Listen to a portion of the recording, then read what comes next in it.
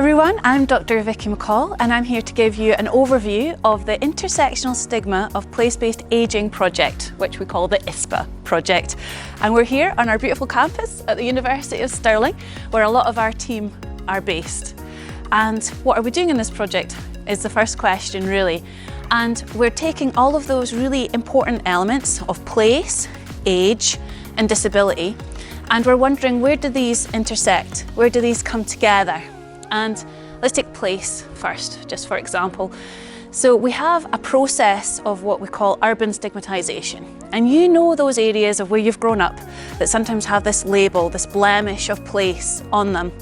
And they're usually the most multi-deprived areas that we live in. And usually that label is very misplaced and unfair, in fact. Usually these are our strongest communities. However, they do have that stigma attached to them. And that's often used as a label to say this is a problem place with problem people.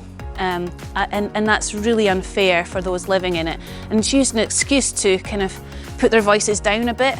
And these places find it harder to be represented, and sometimes that means they're underinvested in as well.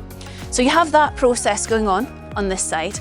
And then what about also disability, for example? And we know there's stigma attached to disability as well, and that can come about and be looked at as discrimination, exclusion, and lack of access to certain places and spaces as well.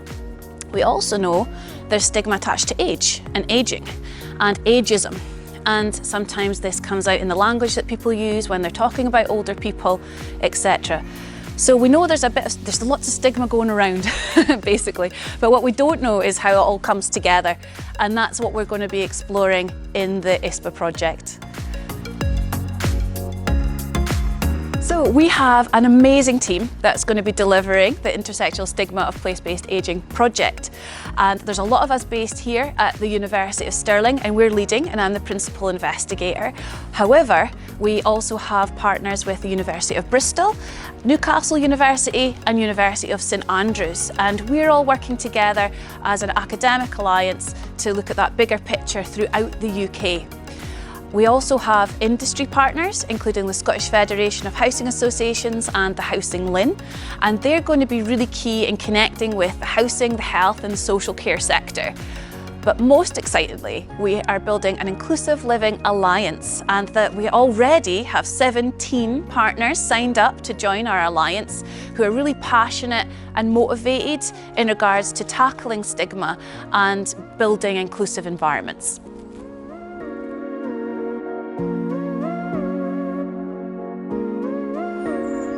So what are we delivering on the ISPA project? And it's a whole range of things. We've got a lot of activities split up into different work packages. We're looking at bigger patterns throughout the UK, and we're going to be looking at kind of quantitative analysis of those patterns first of all. We're also doing a lot of secondary analysis of qualitative data sources, and we're looking at the mass observation project and looking at diaries of people. And that's really exciting to see how people live, the barriers they face day to day, what do they find easy, what do they find difficult. And what we want to do is build a nuanced, in-depth picture of people's lived experiences to see where age, disability and place intersect in different ways. But one of the big outputs for this project is a new longitudinal qualitative database that we're going to build from the ground up. And that's going to be looking at older disabled adults' lived experiences in particular, and how they circumvent their neighbourhoods. We'll do some neighbourhood mapping. How do they interact? What do they find easy? What are the barriers that they face? So that's going to be a real legacy for this project. And that's just the first half of the project. In the second half, we're going to then apply what we've learned in those spaces and see, right, what do we actually change? How do we really tackle and make more inclusive environments that really challenge that stigma that people face? And that's where our Inclusive Living Alliance comes in. And we're going to do some facilitation. We're going to build a new inclusive living toolkit and help people and organisations go through the process of thinking and taking actions that just build inclusivity and tackle exclusion throughout the UK. If you want to get in touch or just hear what we're doing, please do get in touch. Email me, Vikki McCall, or follow us on Twitter at the ISPA project. or even we've got web pages hosted by our partners, the Housing LIN. So lots of ways to hear about us and get involved.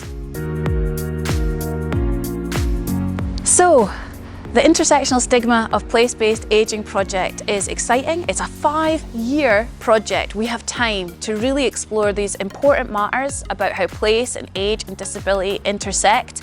There's going to be loads of opportunities to get involved in this project as well. We're going to be building an early career network. We're going to be doing many conferences for our Inclusive Living Alliance. This is an open door, so if you're interested in being involved, we really want to hear about it. So thank you so much for listening, and we look forward to really getting stuck in and working with you all on the ISPA project.